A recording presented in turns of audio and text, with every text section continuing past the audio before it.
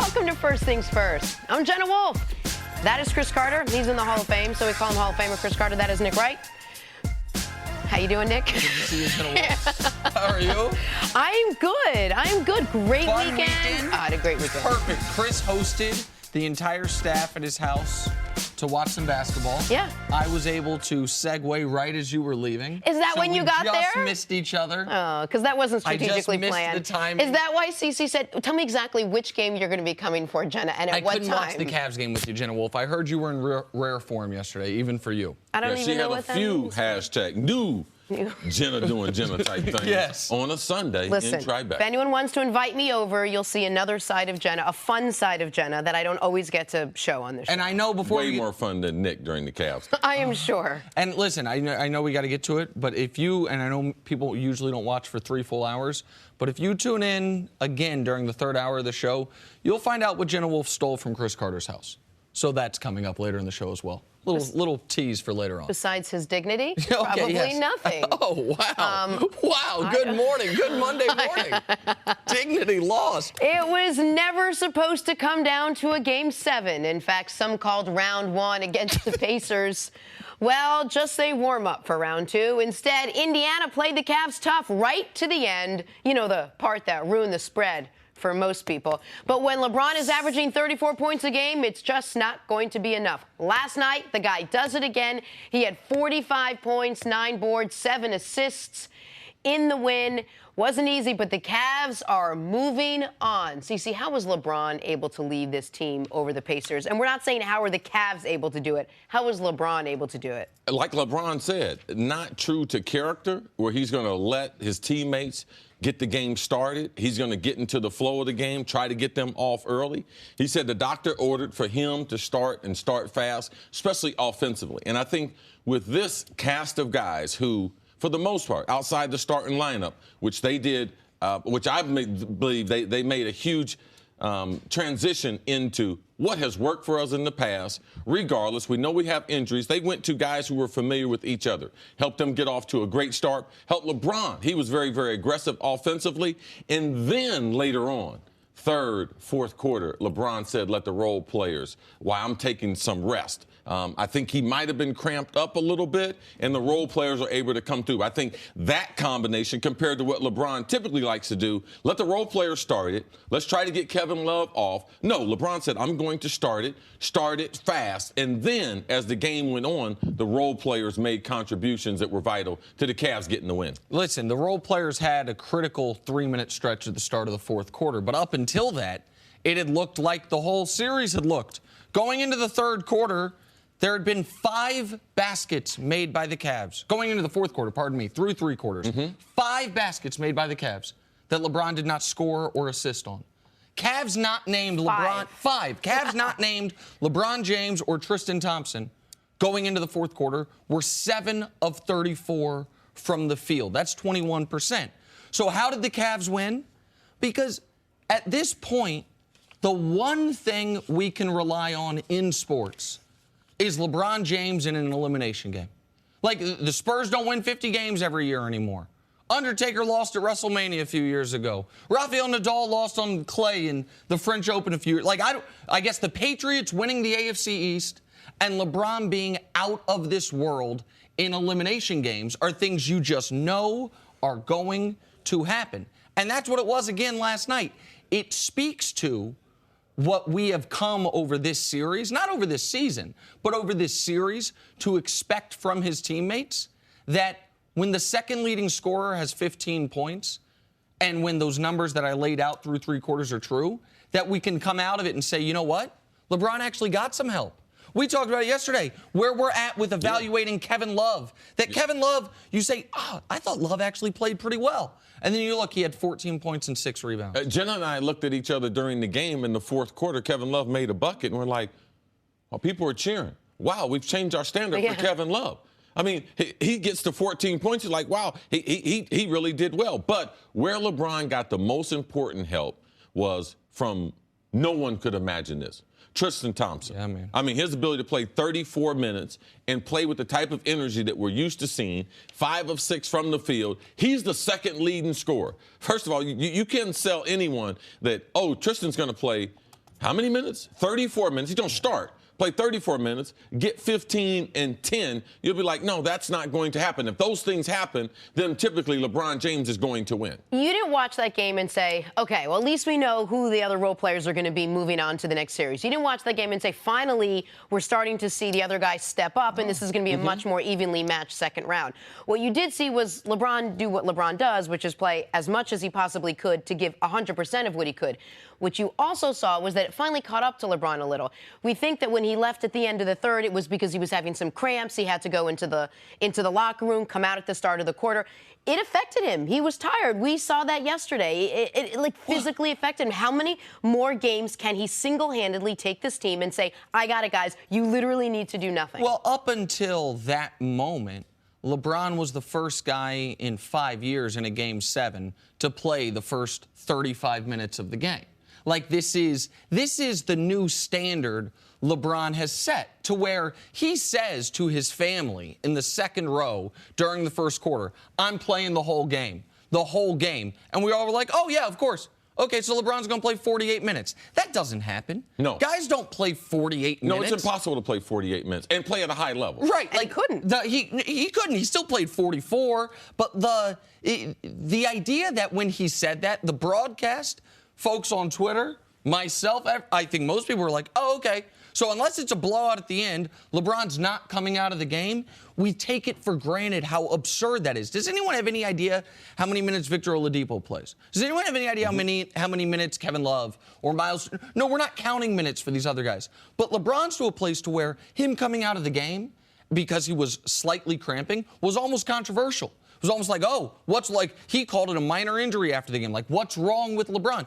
What's wrong? Like, the guy, contrary to what he might show in some nights, is human. And, like, he was exhausted after carrying the team for those 3 quarters, which is why those 3 minutes without him were so critical. George Hill gets fouled on the 3. Kevin Love, after airballing a shot, makes a couple. Like, those 3 minutes, they could have been down 11 when LeBron came back into the game, and then it's a totally different story. Let me tell you when he wasn't human. That was in those first 24 minutes. Because the Cavs don't advance. They are not continuing to play basketball. Today, they're either golfing, fishing, or whatever they decide to do in the offseason. If he doesn't come out and take the initiative, especially from an offensive standpoint, Kevin Love, you cannot depend on him. Tristan Thompson, man, we talked about those 15 points, Jenna. That was like finding money on the subway. I know. So how can we continue to go on and LeBron continue to, with all the pressure and everyone thinking or hoping, man, is this going to be the time that he doesn't do it? And he still comes through. Man, he was so poised. To me, he was so poised under pressure early. I mean, because this is the worst team that he's taken into the playoffs. I'd be willing to debate people Easily. Which team was worse than this, especially a team that was not elite defensively. His first time in Cleveland, that was one of the big differences between this team and those teams with the elite defense that they played his first tenure in Cleveland. And I can't believe I'm saying this, but that 07 team at least had Booby Gibson, who could get you a few points off the dribble. Like, to your point, like, who's getting them points off the dribble? I know Jordan Clarkson's trying to, and Jordan Clarkson had a good 3-minute stretch, and I think it was Game 4 or Game 3, but since then has not been seen. But I'm going to go back to what I said at the beginning. The last time LeBron James played poorly in an elimination game was the final game of the Dallas Mavericks series. Like, I just want to show the audience what the numbers are. He's played 13 games. 13 games where it's win or go home. He's 10-3, giving you 36, 12, and 7. Wow. Go ahead, Jenna. I guess my point is, it shouldn't have had to come down to an elimination game because, and wrongfully so, when we started talking about this series, we were talking about the Pacers as almost a practice round for them to move forward. Had one other guy stepped up, one other guy that LeBron could have said, okay, I know I have a second option here, or someone that if I did take a breather, I know that the team's in good hands. You can't look at this series and say, all right, we see one guy that stepped up. He's the only other guy that's sort of dependable. We thought maybe it was Kyle Korver, maybe it would be Kevin Love, maybe it would be Clarkson. It's not any of those guys. No, you go into the Eastern Conference semifinals with more questions than after a 7-game series that you had with the Pacers. And let's not forget, because the question was, how did they win? We talked about LeBron, we talked about Tristan, we talked about Kevin Love having that burst there they needed in the fourth. But They bring a guy off the bench, George Hill, who I believe was not going to play in the game.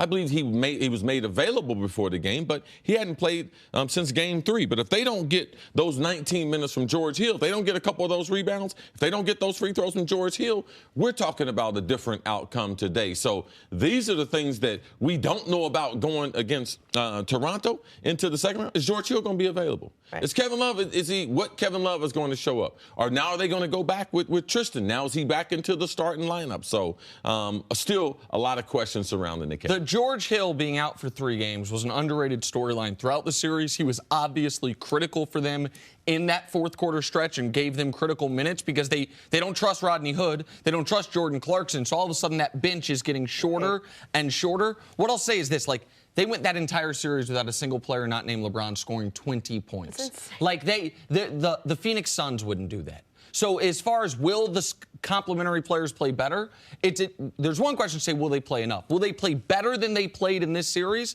I think it's almost impossible for them to play worse. All right, we're going to take a break there. Coming up, the Cowboys said goodbye to Dez. Guess who else is on his way out of Dallas? Maybe next on First Things First. Talk some Cowboys. If I told you there was a guy on the Cowboys roster who's overpaid, whose skills have declined, and who may not be back next season, you would say, I know, Jenna, Dez Bryant. But we might also be talking about Jason Witten. Ooh. Well, Dez is gone, and now Witten, the 15-year tight end, is reportedly considering retirement, more than likely to call Monday Night Football. So head coach Jason Garrett woke up, realized he might go from having 2 aging receivers to none, and is now trying to convince Witten to return for 1 more season. Chris Carter, will there be enough offense left if Witten does, in fact, leave after they already cut Dez Bryant from this roster? I'm a Jason Witten fan, but not at 36. There was a couple things Dallas needed to do going into this offseason. They need to get more speed on their offense. They need to get more speed at the tight end, more speed at the wide receiver. So for me, I look at it as a tremendous opportunity. Now, the timing might not be perfect for the Cowboys, right, but to me, this is an opportunity because we've seen this with other tight ends. Antonio Gates, he still wants to play. San Diego's not going to sign this. We saw that. I've seen this with the other great tight ends. At the end, because they're legacy tight ends, you give them that extra year because, let's just let him finish up. We saw that with Gonzalez. We saw that with a number of other guys, and I believe Jason Witten is in that same class. Well beyond his prime, doesn't have speed, never was a speed tight end, came into the league at the combine. I think he ran 4.65. Now, that was a young kid at 22. Now he's going to be 36 later on in May. So, no, I think this is a great opportunity for the Cowboys that they can get an influx of speed into their lineup. I believe that they should take advantage of it. Listen, I think the Cowboys offense can be fine, if not better, without Jason Witten. And I can explain that in a moment. But I want to talk about the timing just for a second because you alluded to it, Chris. This strikes me as the type of thing where Jason Witten, and maybe this is how it should go in life, Jason Witten's cachet, the credibility he has built up as a good guy, as a leader, as a good teammate, is buying him a lot of rope on the timing of this. Because if Jason Witten were considered a diva wide receiver instead of team leader tight end, announcing this or letting this come out right after they cut Dez Bryant, who, if they don't think Jason Witten's coming back, maybe they think there's one less personality conflict in the locker room, one more need for a veteran on receiving threat. And then after the first round of the draft, when the Cowboys were in position to draft Hayden Hurst and instead draft Leighton Vander Esch. I don't know if they would have drafted him, but you want as much information as early as possible. Like, Cece, do you think the Cowboys potentially would have made a different decision on Dez Bryant if Jason Witten a month ago they went to Witten to restructure his deal, and he says yes, which makes it actually a worse cap hit for them this year, cutting him than playing him, or than him playing, or him retiring than him playing. So a month ago they thought he was playing, he thought he was playing. What do you make of the timing of this? When the Dallas intel, it told the coaches and the front office, we're going to get off of Dez Bryant. But if they had gone into the offseason saying, we're going to get off of Dez Bryant and Jason Witten, they would have had a different approach as far as free agency.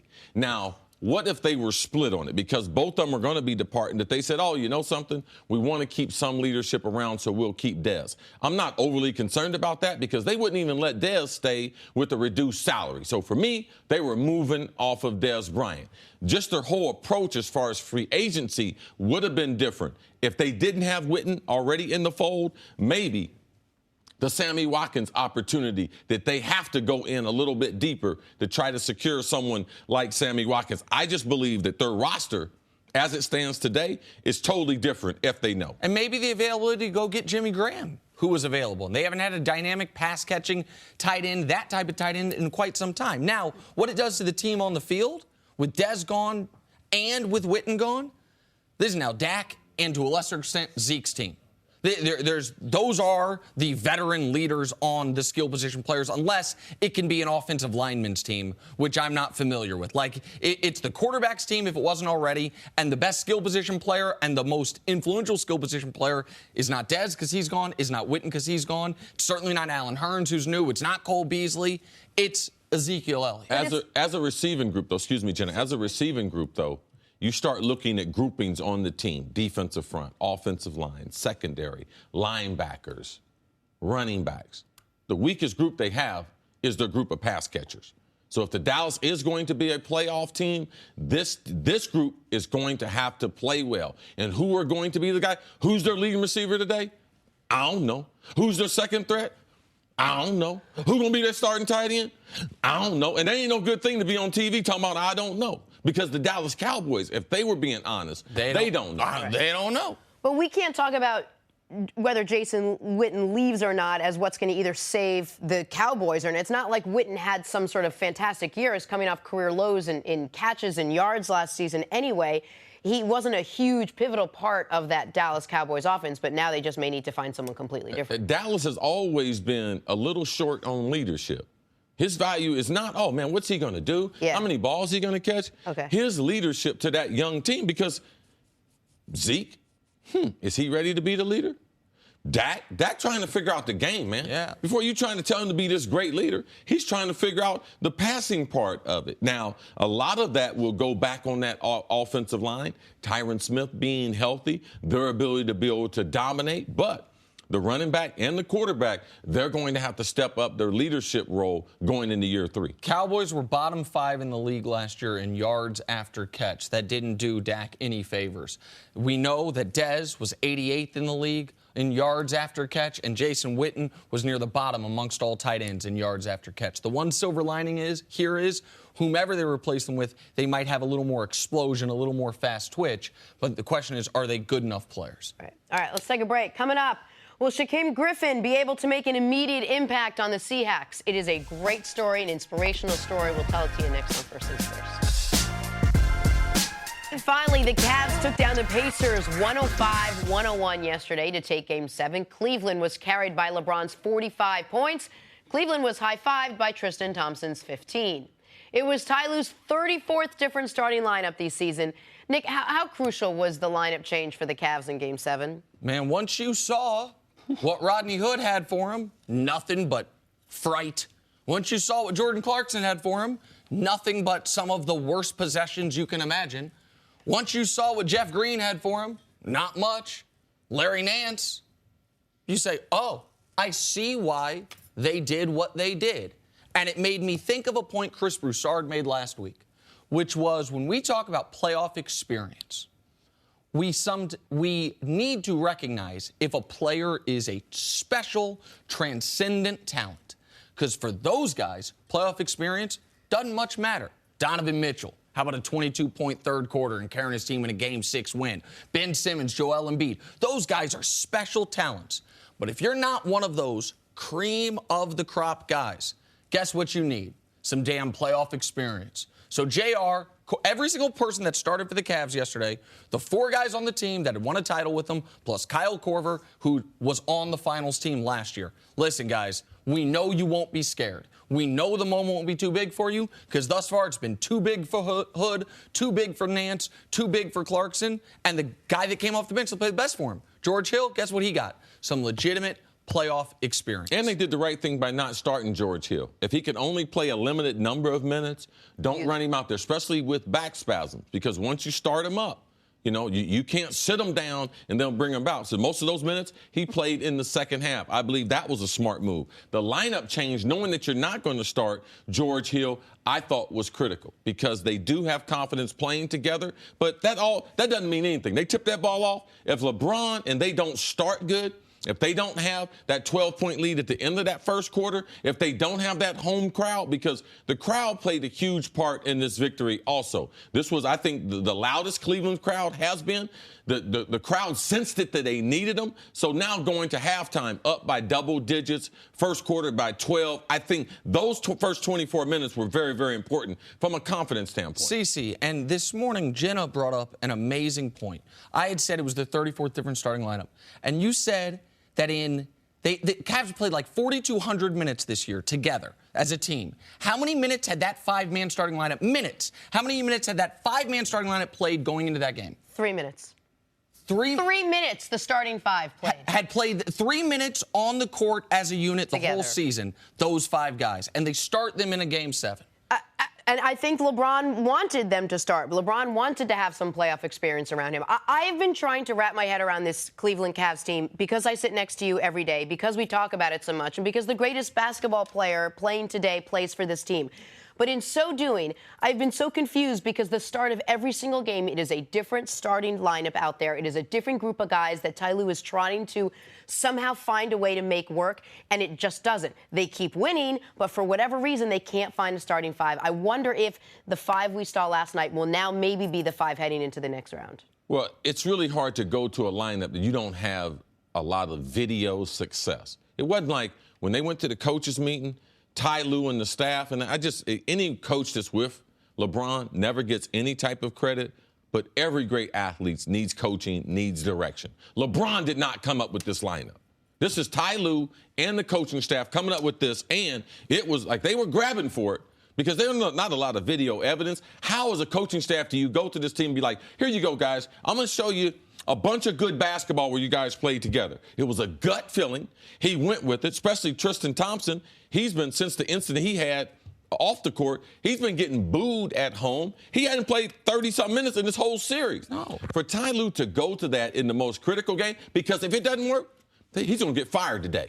Or he's going to get fired soon after they lose. So that lineup change, that was outstanding, and people need to give him and that coaching staff more credit for going to that. You mentioned Tristan getting booed. Just quick note before we move on. When he checked out of the game after giving them amazing energy in that first quarter, Larry Nance, who's a guy who I'm sure would have liked to be in the starting lineup, Larry Nance prodded the crowd, the home crowd who had booed him, saying, stand up and cheer for this guy, because he was excellent in that first quarter and set the tone with the second chance points, with the hustle points, with the post defense. All right, let's talk about the NFL draft this weekend. So many great stories coming out of it. By far the most inspirational, that of Shaquem Griffin. Shaquem lost his left hand at the age of 4 and yet still managed to not only play football, but to play well enough to earn a coveted spot in the National Football League. Shaq was drafted in the 5th round by the Seattle Seahawks. You know who else plays for the Seahawks? Shaquem's twin brother. CeCe, how do you think he'll fit in with this Seattle team? And you could just see part of that incredible emotion right there. He's going to fit in great because there's no team that has a locker room quite like Seattle, and that meaning the personalities. A part of one of their mantras as a team is, we're not trying to change whatever your character is, whatever your personality is. We're trying to enhance whatever we see the good parts in that. Whatever your personality is, we want you to be that person, but we just want you to be the best version of that. It's also a very young and competitive environment where they've been fined by the players, by the league. They've been written up by the Players Association of having too strenuous practices, competing too much. That is one of Pete Carroll's. That's one of his calling cards. John Snyder. They don't waste draft picks on talented players. I mean, if you look at the draft capital that they spent on some of their best players in the history of the team, look at where they came from. And for me, I was first-team All-American. I'm not part of this story, but I was first-team All-American in Ohio State. I was drafted in the 4th round. They spent the 5th-round pick on this kid. It wasn't like there was just, some good, feel-good story. Their ability to tackle the football, They have this thing called hawk tackling that they invented, their coaching staff. Pete Carroll's embraced it. The NFL has changed their tackling with hawk tackling. Well, what is it? It removes the head from tackling, a lot like Australian rules football, so you have to get a lot closer to the player. It's a lot like Shaquem plays football. Because with the lack of a hand, he can't grab and clutch like other guys can. So he utilizes speed to get close. It's like you described it. It's like how almost a crocodile drowns you. Like they grab you and they spin. And they coil and wrap their body around you using your arms and your legs to be able to get you to the ground. He also has to play in a defense that's going to be foreign to him. He's got his brother in the same defensive room explaining it to him. What about lodging as a rookie? Because it's NFL locker room it's brutal. I don't care if you get drafted number 1 like Baker Mayfield. It's brutal because they're grown men and they know these draft picks have come in to take their job. But because he's got a brother there to help him explain things, there's so many benefits. I can go on and on. What about his family? Now they only got to go to one place. They would have to been split up. One's got to go see his brother play. One's got to be able to support him. So there's so many things that I can tell you that will lead to him being successful in Seattle that this was the absolute best place for him to end up in the NFL. We shouldn't discount the off-the-field stuff. He doesn't have to look for an apartment in the beginning. He can live with his brother. He doesn't have to learn, all right, so when they say be there at 7 a.m., do they really mean 7? Ask his brother. When he's in the meeting room, as you were telling me yesterday, and they use totally different terminology, he doesn't have to, who do I ask? What do I ask his brother? Him and his brother played on the same defense at UCF. And that bond, I know a lot of people that have a twin will say that is a special bond that non-twins don't understand. People should know not his big brother. They don't have a bond like these twins. The other twin, the one that went earlier, a couple years ago in the draft, had better offers to other bigger schools than UCF and turned them down because they wouldn't take his brother. He went to the best school that would take both of them. But the other point that you referenced there, which is the draft capital, which is I want football fans to know, yes, this is a feel-good story. But it's not just a feel-good story for Shaq. It's a feel-good story for the Seahawks. The Seahawks drafted Richard Sherman in the 5th round. Yeah. You think they doing some pick for charity? This isn't. They got Marshawn Lynch by trading a 4th-round pick. They're not throwing these picks away. Russell Wilson in the 3rd round. And the point you brought up yesterday that I'd never considered is if you are somewhere on the roster between guy 40 and the whole practice squad, so to guy 60, how much harder he's going to make you work. Like the examples you gave on kickoff coverage, see, and you can expand on it, but yesterday when we were talking about this, he's like, can you imagine if you're on kickoff coverage and you're getting beat by the guy with one hand? Hey, can you imagine if you're saying, Coach, I might need a break. My wrist is sprained. And you see the guy out there who with one hand, like what it will do as far as the competition for an organization that fosters it as well as any organization in football, that competition when you have this guy out there. Because what it does is it allows him to walk in on day one focused on football. And for a lot of these other guys, they walk in on day one, they're focused on 1,400 things, as we've learned from you. And maybe number 800 would be actual football. And now he can actually come in and do the one thing. And I would imagine that once this story passes, he doesn't want to be known as the guy with one hand that plays for the Seattle Seahawks. He wants to fit in and just be one of the guys at some point, I would imagine. What did he say about that? He said it wants to be about overcoming obstacles. He mentioned that in this interview, Jen. That's a good point. He mentioned that I don't want this to be a feel-good story. I don't want this to be the end with, the kid with one hand. He said, no, this is about overcoming tremendous obstacles for all people, and that's what he looks to be able to do. It's so amazing, for me and the National Football League to be able to embrace someone who has not a handicap, not a disability. He just has one less hand than everyone else who's ever played this game. And I always go over the numbers. 22,000 of us ever played this game. Only 11,000 of us have played more than 4 years. And to have him be the first person to have this type of disability and be able to play and be drafted by the Seattle Seahawks. Because, Nick, you mentioned it. His brother sacrificed for him. But, man, did it come back. When John Snyder, they don't only believe in they believe in the brothers, they believe in the family, but they went out on a limb to draft this kid to put him with his brother. Man, what a phenomenal story, and it really speaks to Pete Carroll and his legacy. He got rid of Richard Sherman. We know about Bennett. Bennett, he didn't want to be there. Now he's got this young group of enthusiasm built to come back into that locker room. I'm excited to see what Seattle is going to do with him, what position he's going to play, because I just believe from a defensive standpoint, he won't be a defensive back. He's not big, he's more of a liability in the defensive coverage than he is rushing. So he'll be in sub packages, rushing the quarterback with all the speed and the rushers they have. I'm excited to see what role he carves out for himself. From a football perspective, the hawk tackling thing can't be undersold. The way this team practices can't be undersold. From a football perspective, for Seattle, if there's never a story written about him, if no one ever talks about him again, it makes their team better. But just from a human perspective, there might not be another person with only one hand play in the National Football League for 50 years. But his impact on young people who see it, who aren't going to be pro football players, but they might be peewee football players. Yep. They might be high school football players. Cheerleaders. Might get a college scholarship, cheerleaders, whatever it is. Man, that is real. And I think he went to the perfect spot for him. We don't get a lot of these all-around amazing feel-good stories that also there's no charity involved. It's just for all the reasons it was the right thing. This is one of those. I'm proud, as a former Walter Payton, we do a lot of charity. But we don't do no charity with that draft. I was just going to say, this isn't a charity case. No, we don't do no charity with that draft. And he doesn't want it to be a Those draft picks charity are case. very, very valuable. That's a good point. All right, let's take a break. Coming up, more draft coverage. Can Shaquon Barkley make the Giants a contender in the NFC East? That's next on First Things First.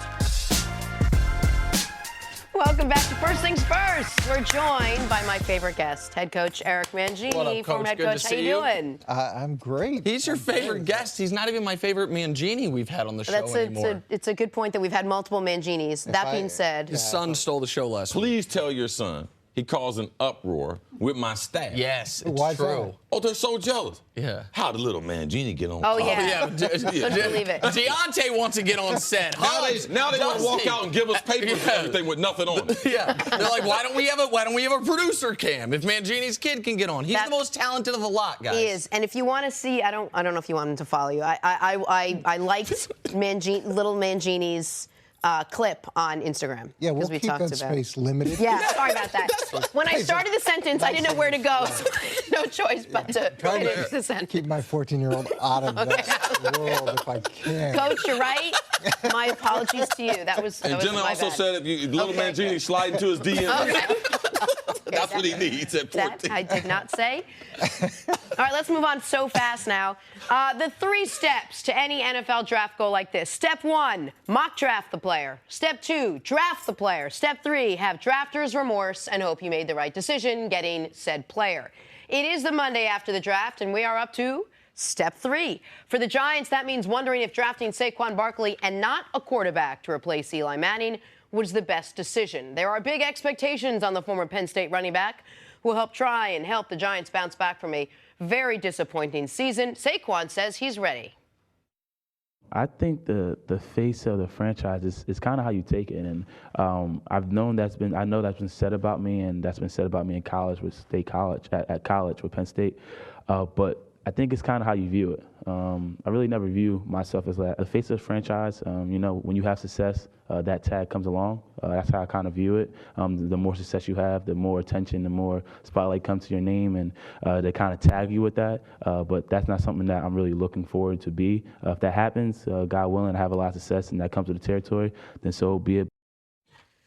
All right, Coach, let's talk about what the Giants need out of Shaquon. He could do one of two things. He could come in the same way Ezekiel Elliott came into the Dallas Cowboys and have immediate impact minus the 6 games, and then eventually he had to leave.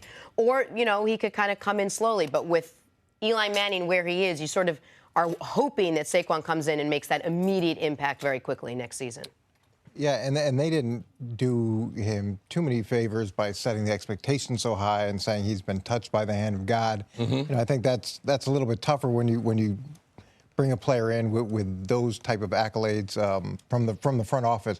But I like this pick, and I think it was the right decision. It didn't seem like they loved any of the young quarterbacks.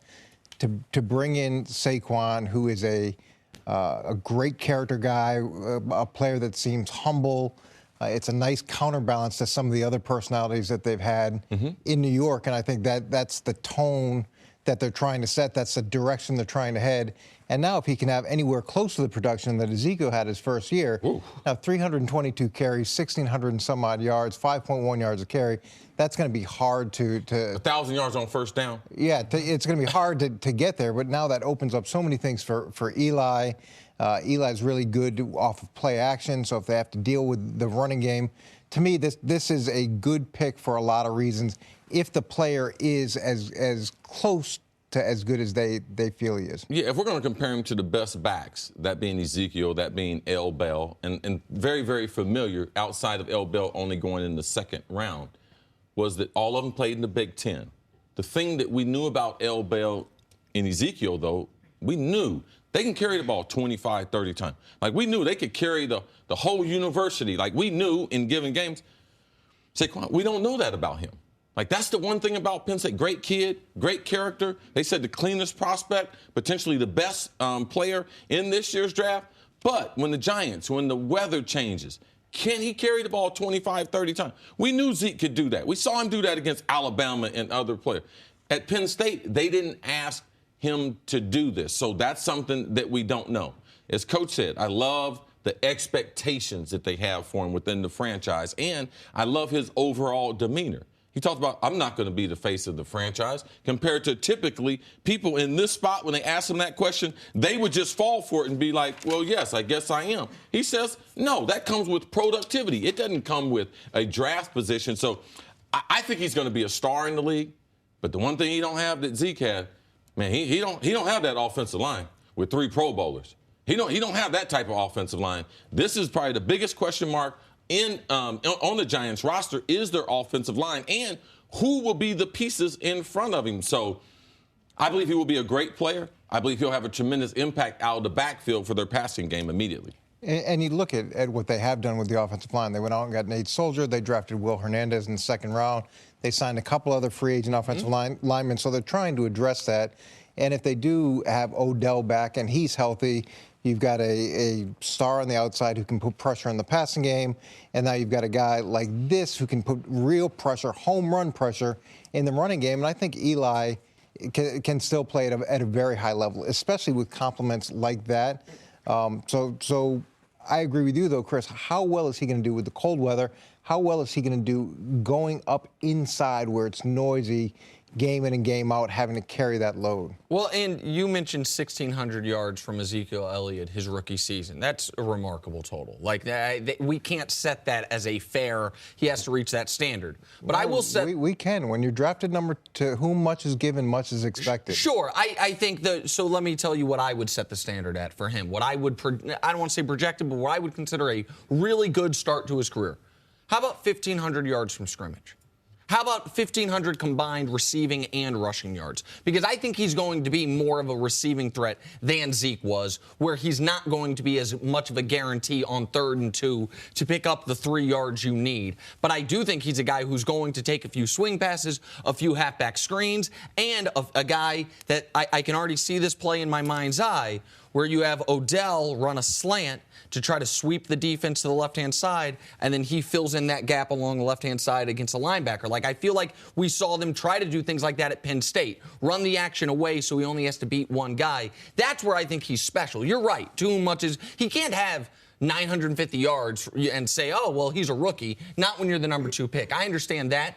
I just don't think he's going to get his yards purely through the rushing game the way Zeke did. One thing to look back on is look on Pat Shermer. He's the head coach. Look at what he did not only in Cleveland, but more importantly, what did he do last year with the Vikings? All right, the Vikings had questions at their quarterback. They had a promising rookie, Dalvin Cook, as a running back.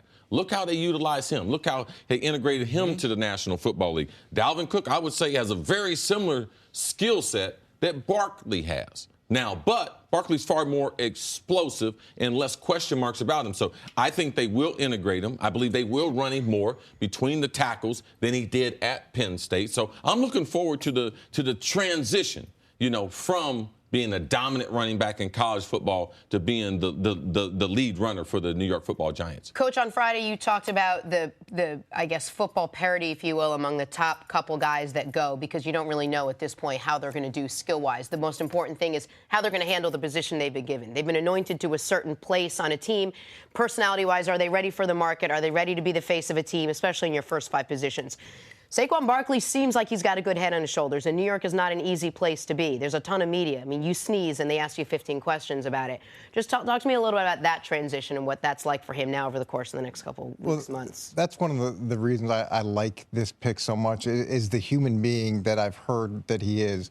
And a guy that I went to high school with was actually is at Penn State and was part of recruiting him and couldn't say enough great things about this human being. And so when you come in with those expectations into a market like New York and you sit back and say, I'm going to work as hard as I possibly can for this fan base, for this team, I'm going to sit back and learn. I'm going to do everything I can to make the Giants a winner. I think New Yorkers respect that. I think New Yorkers look at this person and say, okay, we are excited about cheering for you because of the things that you bring intangibly to and he spent his whole career on the East Coast. He's born in New York, played at Penn State. Now, Penn State is not New York City, but he doesn't have the type of personality that I believe would drive him to the lights and the glamour of New York City like OBJ. Well, we didn't think that about OBJ either, coming from Louisiana until he got here either.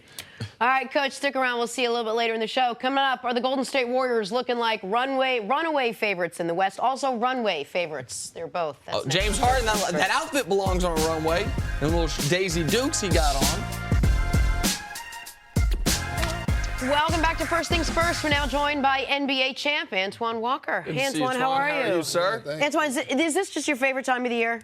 I mean, if you're not playing, it might as well be playoff basketball. Yeah, it's tough because, I always like the NCAA time, too. But this is the best time. Let me start up. Is this your second favorite time of the year, Antoine? If you're not playing, at least you're watching playoff basketball. I nailed that one, guys. That's what I did there. All right, let's talk about it. Hey, remember that one time when we wondered how one of the best should have been in the teams Final Four. in basketball, the Warriors, would win without their best player, Steph Curry? And then also remember they cruised past the Spurs in round 1?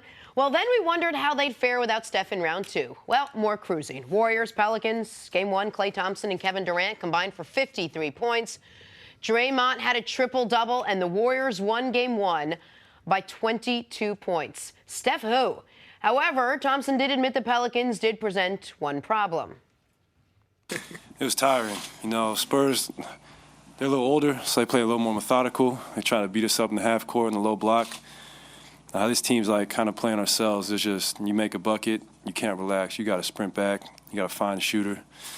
And they're pushing the tempo. So it's a whole different ball game. Klay looked at me on the bench and said, man, Draymond, I got more tired tonight than I did in any game against the Spurs. Yeah. That just kind of sums it up.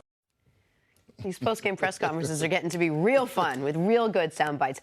Hey, Antoine, how were the Warriors able to dominate game 1 without Steph Curry? Well, obviously their bench is better than New Orleans' bench, and that's why the second quarter was just a dominant performance from the bench. And you got to think about it. I don't know if New Orleans can really score 115 points every night, and that's probably the biggest problem. Can they score 114 points a night? You hear Klay Thompson talk about the speed they play with, but it's a big difference when they don't have the type of shooters that Golden State got. You can play fast, but you got to have some shooters.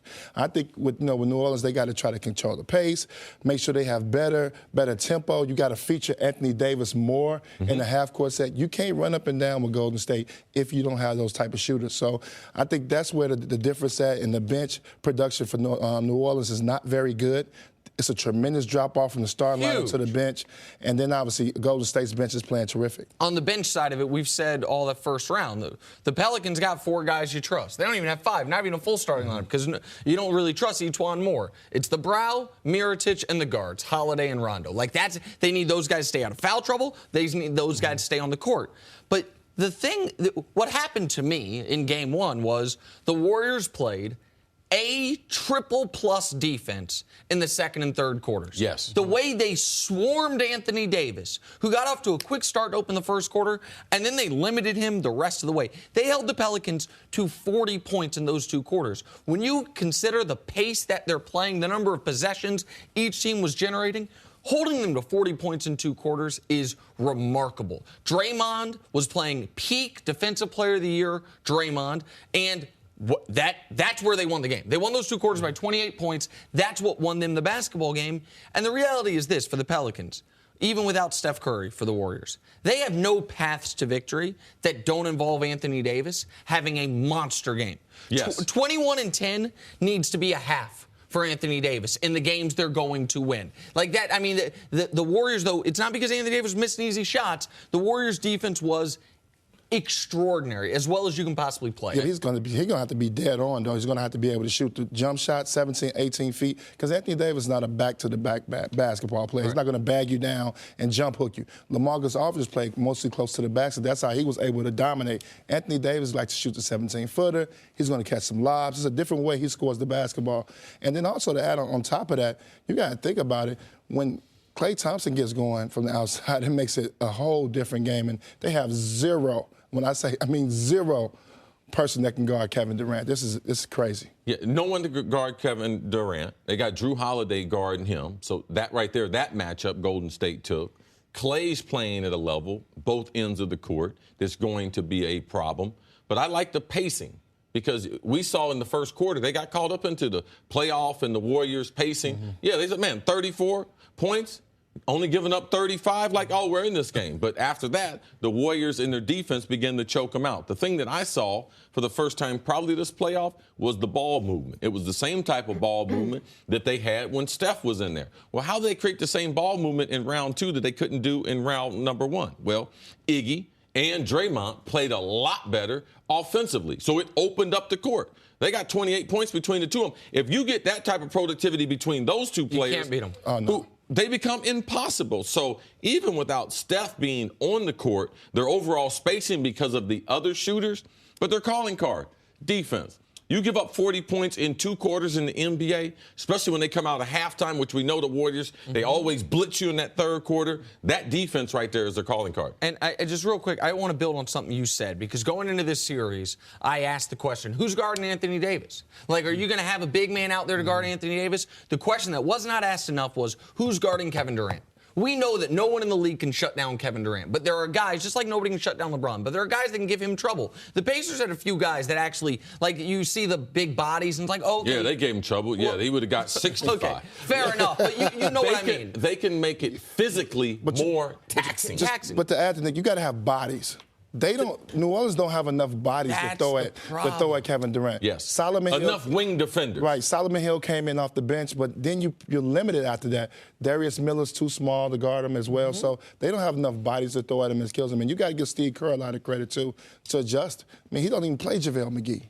I was shocked. Yeah, Kevon Looney played 24 minutes. Yeah, JaVale McGee was unbelievable in the Spurs series, and he don't even play him. Yeah, I thought the Pelicans had a chance. When I saw Nick Young out there on the court to start the game, I was like, goodness gracious, like they really have a chance, but they could never get to those matchups, especially the Pelicans. They couldn't get to the matchups where AD. I think they got to take a page from San Antonio to make an adjustment, make it more of a half-court game, and make AD play with his back to the basket, because then you don't get all those perimeter switching, where Golden State is really, really good at that. And now the Warriors may be getting Steph back Tuesday. How much does that change for how the Pelicans are going to game plan this team? I think it's more for Golden State, obviously trying to implement him back into the lineup, figuring out, how many minutes to play him, making sure that he's healthy, because you're looking for a longer run. I think he's going to play. I think you sit him Tuesday, you play him Friday. Because they played this way, because you mentioned this during the break, because of how Game 1 went, you now would give Steph an extra game off because they don't play Game 3 till Friday, so you're effectively giving him an extra 4 days. You wouldn't play him Game 2. Yeah, I just think in the playoffs, your others play better. And if you look at the way Golden State bench played in Game 1, David West stepping up, making shots. Obviously, Cook making some shots. Cook making some shots. So those guys play better at home. You get on the road, Steph Curry gives you that boost, that energy that you're going to need on the road. And then, obviously, you got to start getting some shape. He needs to starting to get himself into some basketball shape. So you got to bring him back soon. All right, Antoine, thank you very much. We'll see you a little bit later in the show. Coming up, any chance the Celtics upset the Sixers this series? This will be a good one. Next on First Things First.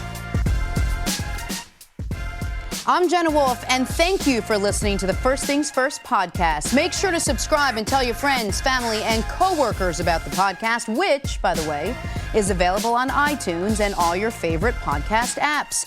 You can catch a fresh new episode every Monday through Friday on FS1 starting at 6:30 a.m. Eastern, 3:30 a.m. Pacific. So long.